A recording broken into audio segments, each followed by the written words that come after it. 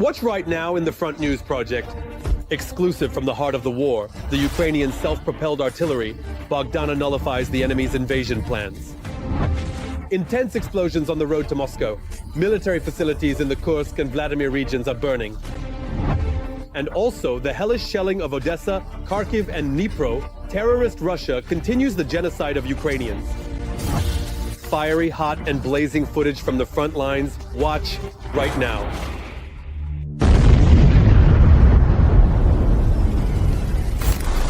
The bloody war continues.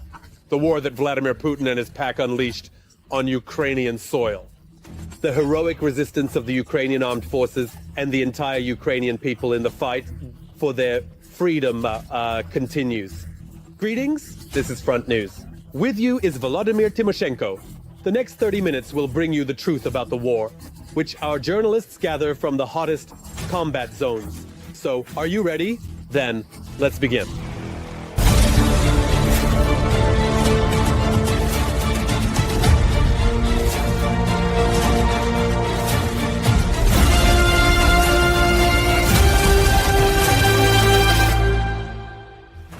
And we start right away with exclusive material. These were very intense explosions. Explosions, so to speak, on the way to Moscow. The Ukrainian Armed Forces struck military targets in the Kursk region, specifically in Rilsk. Greetings to the Z military correspondents, who are spreading news that everything is calm in the Kursk region. Also, a large fire broke out at a defense plant in the city of Murom, Vladimir region. It was quite a night. Russian public channels report the suspension of operations at airfields in 3 regions deep within Russia. But there are also alarming news from the front. Russian occupiers are trying to break through the defense of Ukrainian defenders and reach the administrative border of the Dnipropetrovsk region. Exclusive details are coming up in our report. Despite the loud declarations by Russian leaders about the complete liberation of the Kursk region, local residents can only dream of peace if they even have the chance to sleep. During the night, drones attacked the city of Rilsk in the Kursk region. The moment of one of the powerful explosions was caught on video. A large fire broke out at a defense plant in the city of Murom, Vladimir region of Russia, as a result of a drone attack. According to reports from the Russian side, 2 buildings were damaged. The so-called Ministry of Defense of the Russian Federation reported the downing of 30 drones. There was also a report about the closure of 3 airports. In the last 24 hours, the occupiers have launched more than 25 Pamun attacks on the positions of the Ukrainian Defense Forces. This indicates that the Kursk direction remains a priority for them, and all statements by the top military political leadership of Russia about full control over the territory of the Kursk region are nothing more than elements of information operations. It should be noted that such reports appeared on the eve of a sacred date for Russians, namely May 9th. Despite the statements from the Russian side, the Ukrainian armed forces remain in the border areas of the Kursk region. According to reports directly from the scene, intense fighting is taking place in the area of the settlement of Oleshnya. In addition, the Ukrainian Defense Forces are conducting a series of attacks in the direction of the settlement of Garnal. The occupiers continue to die and be captured in the Kursk direction. According to South Korean intelligence data, it is known that about 600 North Korean soldiers who participated in combat on the side of Russia in the Kursk region have died. The total number of losses is estimated at nearly 5,000 people. The Ukrainian Defense Forces are conducting a series of successful counterattacks in the Kursk direction. This is also evidenced by the capture of Russian Army servicemen. This is a successful operation by the Special Operations Forces in cooperation with other components of the Ukrainian Defense Forces. In addition, the Ukrainian Defense Forces are delivering precise strikes on command and control points, ammunition depots, and concentrations of heavy armored vehicles of the occupiers in the Kursk region. Meanwhile, while Putin's subordinates report on non-existent victories, the dictator himself lives in a non-existent reality. According to Bloomberg reports, Russian President Vladimir Putin did not agree to the US proposal to freeze the war along the front line and demands the transfer of 4 those Ukrainian regions to Russia. If the occupiers are not stopped, the question will arise about the possibility of a direct military confrontation between NATO countries' armed forces and the Russian armed forces. This also concerns the implementation of the so-called Suwalki corridor. That is, a direct invasion from the territory of the Republic of Belarus into Poland and the Baltic countries with the aim of creating a land corridor, which, according to the plans of the Russian General Staff, should connect the territory of the Republic of Belarus with the Kaliningrad region. In addition, there has been an increase in the transfer of personnel and equipment directly to the borders with NATO countries. Helping Russia out, that's very much in the spirit of the Belarusian dictator. The Russian National Project Unmanned Aerial Systems, launched in 2024 at the initiative of Vladimir Putin, has faced delays. Out of the 2,617 drones planned under the state order for 2024, manufacturers managed to deliver only half. The delivery of the remaining drones has been postponed to a later date, until the end of May this year. In this situation, Mr. Lukashenko, of course, did not abandon his friend in trouble and agreed to build a drone factory in Belarus for Russia. They aimed at residential buildings as if they were targets at a shooting range. This week, the Russians caused trouble, again in Odessa. It is known that 2 people died and 15 were injured. Attack drones flew directly into the apartments of city residents and exploded.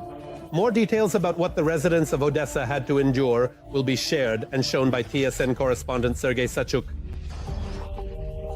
The Russians began congratulating the residents of Odessa on May Day at night, deliberately starting the attack when people had gone to sleep. They approached at high altitudes and immediately flew into residential areas. People barely had time to hide behind 2 walls. One of the drones flew into a multi-story building between the 15th and 16th floors, destroying the roof and the slab ceilings. Miraculously, the building stood firm. Residents of the upper floors recount the night of terror. The house started shaking like never before. It felt as if half the building was lying down.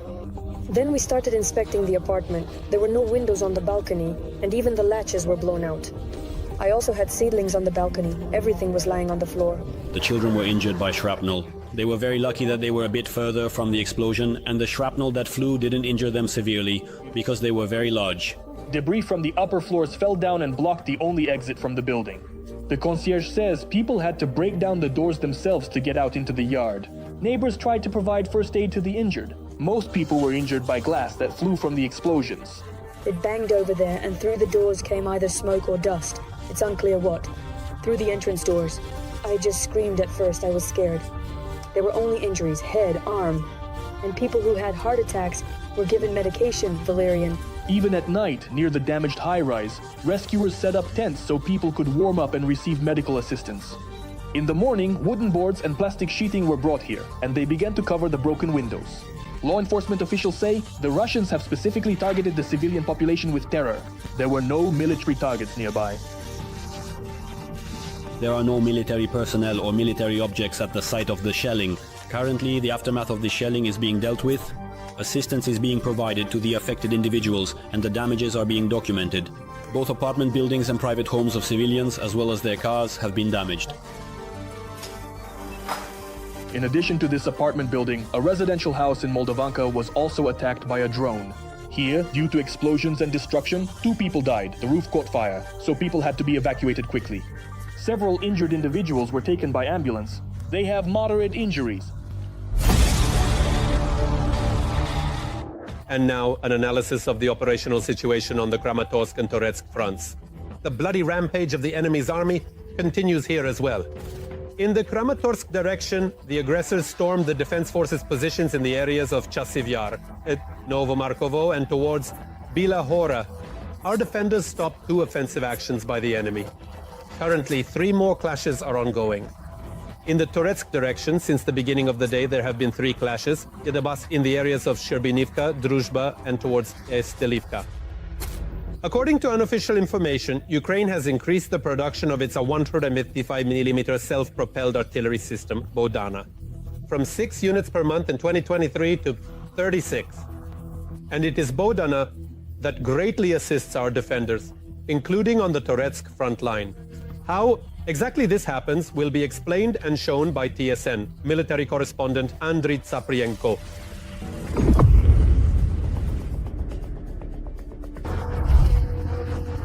The domestic Bodana system is currently stopping an infantry assault in Toretsk, and we need to have more of such weapons. Partners may be here today and gone tomorrow, say these guys. We can stand firm if we have our own. And it's hard to disagree with them. Fire. No. It's hard not to agree.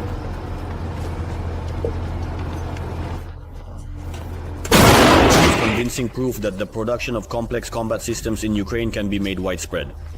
I got used to this wonderful gun. We already know absolutely everything about it. At the time of the invasion, there was only one prototype of the domestic 155mm system. Fire. And over the past year, Ukraine made 154 guns for the military, and now produces more than 20 Bodanas per month. As of now, this is the highest rate of artillery production in Europe. We need to produce both ammunition and weapons.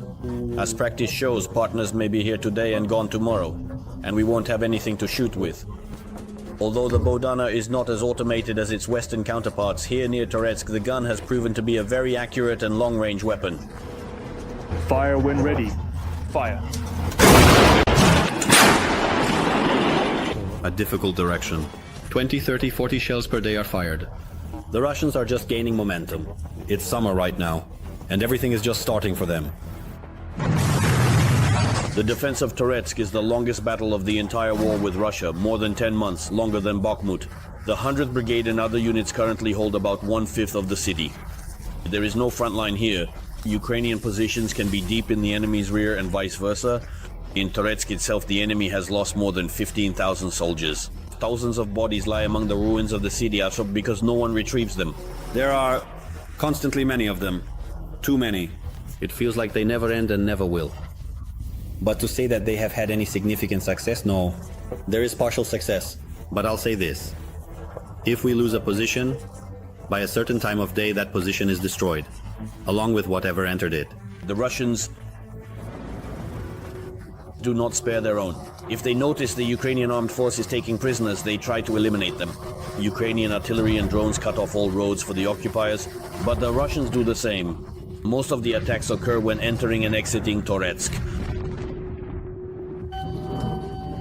The Toretsk direction remains one of the most intense. Without Toretsk, the occupiers cannot encircle Kostiantynivka, the main logistics center of the Ukrainian defense. Fire!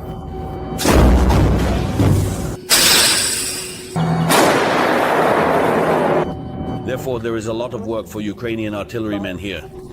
The commander of the American Paladin unit of the 100th Brigade is convinced that even in the era of drones, artillery has not lost its relevance, especially in Toretsk. Is artillery still relevant? Yes. Yes, it remains relevant because it covers the infantry. Artillery is artillery. It's indispensable as well. You can't quickly suppress an assault without it. FPV strikes more precisely, but we can deliver a massive strike, completely covering a certain area. And now, an analysis of the operational situation on the Lyman and Kharkiv fronts. Russian world here continues to destroy, kill, and maim here as well.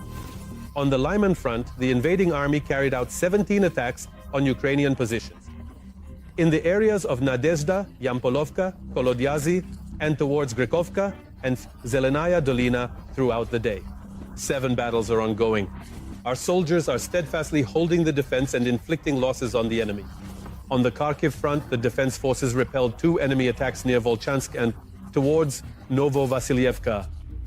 The war-torn Ukrainian city of Kharkiv continues to suffer from the enemy's brutal bombings. On the evening of April 29th, the Russians launched a massive strike on Kharkiv. The Shevchenkivsky, Kivsky, Saltivsky, and Slobitsky districts were under attack. Apartment buildings and private homes, a medical facility, and civilian infrastructure were damaged. Unfortunately, there are reports of many casualties, more than 40. All the details in the next report by TSN journalist Yulia Boyko. The night in Kharkiv was loud. This is the Slobitsky district of Kharkiv, just one of the areas where Russian drones caused destruction. Around 10:30, the city's residents heard a distinctive hum, and then the explosions began. A drone hit directly into the wall of an apartment building. One of the 15 drones launched by the Russians towards Kharkiv landed here. The alarm signal came almost after the explosions. Around 10:30, residents heard a hum, and a few seconds later, the apartment building shook. The blast wave shattered windows in several entrances, and debris damaged cars, homes, and people. Caught us by surprise. Were you already going to bed? Well, we were about to. It was 10 o'clock, almost 11, on the 11th. It banged loudly, very loudly on the 17th over there, on the 2nd at the hospital. We all neighbors? All the neighbors ran out into the corridor. The whole apartment was covered in glass and soil from the flower pots. It was something terrifying. I took a shower, had dinner, and went to bed with my kids. 10 o'clock. One explosion. Second explosion, I ran out in just my underwear. We all ran out. I got hurt right here. It's not permanent, I'll be honest with you. A total of at least 77 residential buildings were damaged in 3 districts of the city. More than 1,500. Windows were shattered, 14 roofs, and the infrastructure was destroyed. In the 8-story buildings, the structures were damaged. The house hit by the Shahed suffered the most damage. Here, the boiler room was damaged and almost all the windows were shattered.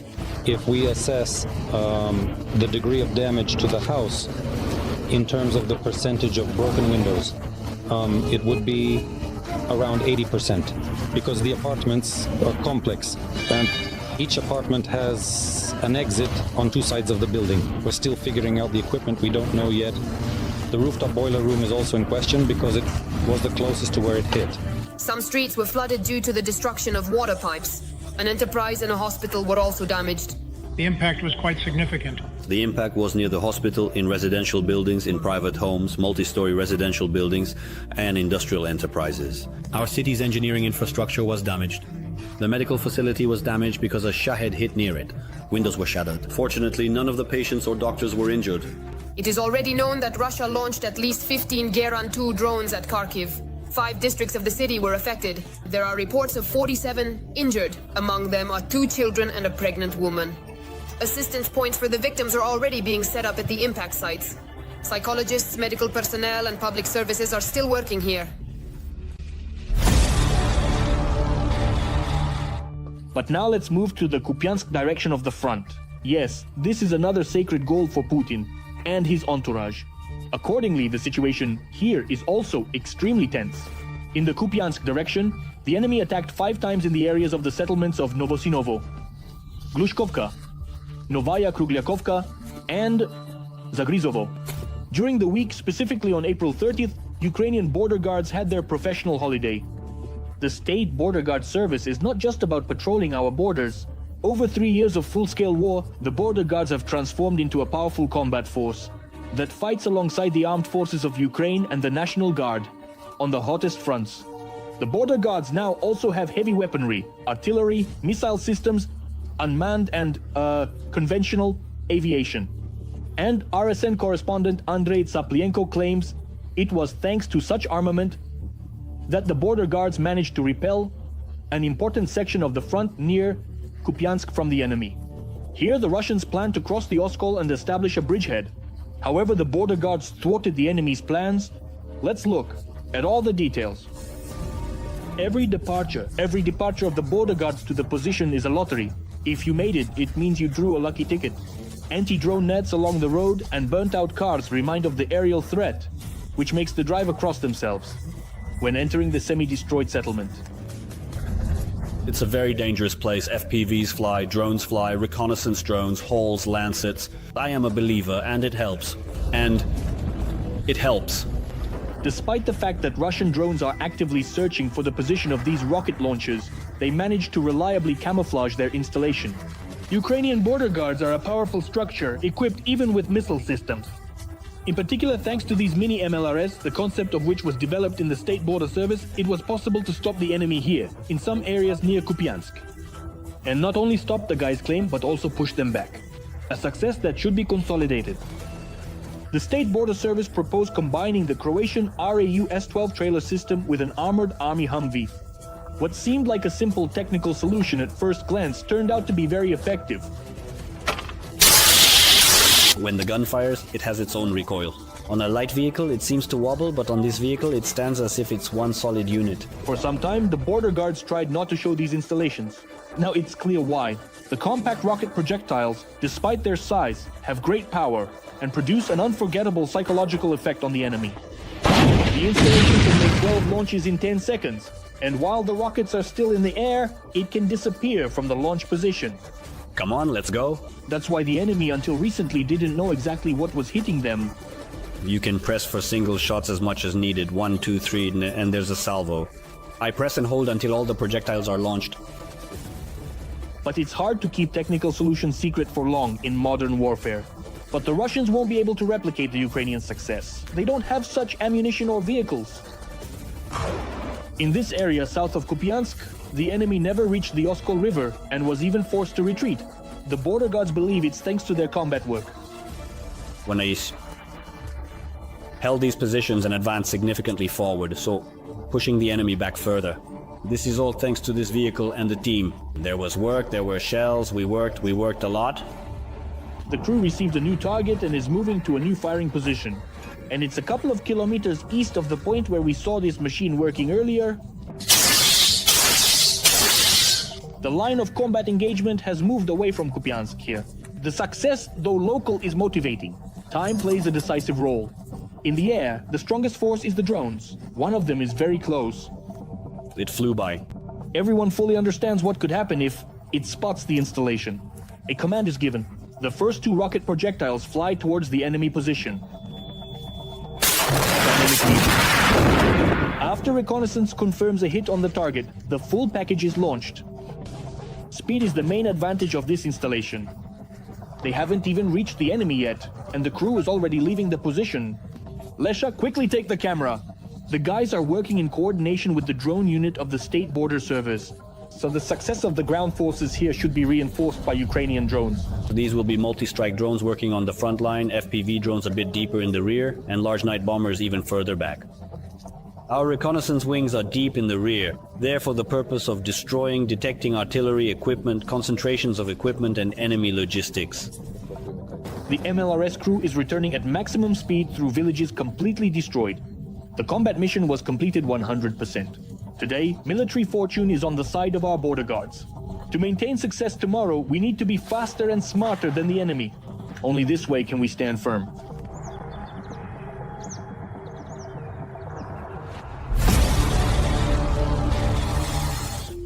Well, now we move to the blazing Pokrovsky front line. The enemy is becoming more ferocious here as well. On the Pokrovsky front, Russian invaders made 26 attempts to push our defenders from their positions near the settlements of Alexandropol, Malinivka, Lisivka, Dachinska, Kotlino, Udakhne, Novoserhivka, Nadiivka, Novo-Oleksandrivka, Kotliarivka, Troitske and Andriivka, as well as towards Myrolyubivka and Aleksivka. The defense forces are holding back the onslaught and have already repelled 20 enemy attacks. 6 clashes are ongoing. The enemy also launched airstrikes with guided bombs on the settlement of Pokrovsk. 24 explosions, one after another, relentless, hellish strikes. During the week, the Ukrainian city of Dnipro was hit again at night. The Russians attacked Dnipro with drones. Unfortunately, there is 1 dead and 1 injured. These are ordinary civilians who were simply at home during the attack. All the details right now from TSN journalist Anastasia Neverna. A house shattered and burned to the ground. This night, the Russian army targeted the homes of Dnipro residents in the private sector. These charred walls were home to 78-year-old Vyacheslav until yesterday evening. It was here that he was injured. Fortunately, his life is not in danger. As neighbors told us, 6 months ago the man buried his wife, with whom he had lived for 55 years. He has not yet recovered from the grief and now has lost his home. We went there on Monday. He had put up a little monument there. And now you see what happened. They had such order in the house. They almost had carpets lying in the yard. This house is also destroyed. It was here that a Russian drone struck the night before, taking the life of a 53-year-old man. Footage surfaced online showing attempts to resuscitate him at the scene, performing chest compressions, but it was all in vain. The injuries were too severe. The wounded man could not be saved. Nikolai walks through his burned-down home. He says tenants lived here while he stayed nearby with his paralyzed wife. Everyone miraculously survived. That's it. There's nothing left. Thank God they were sitting in the kitchen. I live nearby. Grandmother hasn't woken up yet. She's paralyzed. She's bedridden after a stroke. The first explosions in Dnipro occurred at 10:30 in the evening, one after another. About 20. Alexandra and her daughter, he says, prayed to stay alive. Everything. It was like you. We're completely overwhelmed. Oh God, I was all shaken up. How it trembled. God, I jumped up. I'm trembling. My daughter was also terrified, praying, reciting some prayer. You know, we're in such shock. The woman is 86. She says she survived World War II, but doesn't remember such mistreatment of civilians. This is already another war. This is already the second war. I remember the German one, kids. I wasn't completely little, I had grown up. I was born in '39.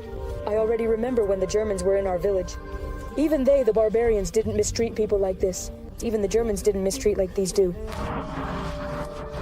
Her neighbor, who lives next door, completely and wholeheartedly, and without any hesitation or doubt, agrees with her. I have never seen such horror in my life. We've been on Valerian until this very moment.